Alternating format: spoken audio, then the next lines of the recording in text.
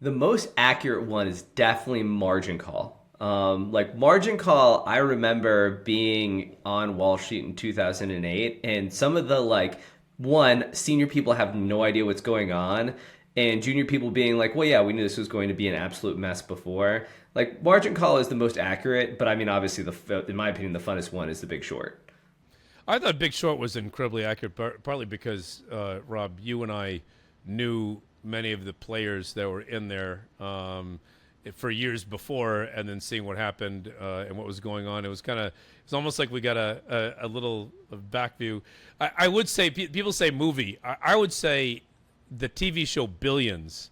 I would say that there's enough things that happen in that literally Rob and I and other colleagues of ours looked at each other and said, that really happened, and we know which firm it is. I mean, they hit all the names, and they changed all the names, and some were supposedly Galleon or Sack or whatever else. But I remember every time there was an episode, and I think it was Sorkin that did the writing. I was like, I know exactly what firm he's talking about.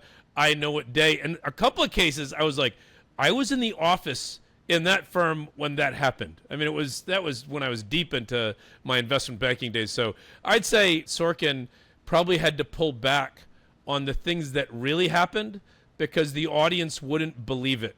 So he had to actually tone down some of the things that happened in the show Billions because what really happened in real life was even more crazy. It was even more crazy and insane. And I can think of a couple of instances where they wrote a couple episodes. I was like, actually, it was a lot worse than that. What they're saying happened. It was a heck of a lot worse than what they're saying, but people wouldn't have believed it. He had to actually tone it down.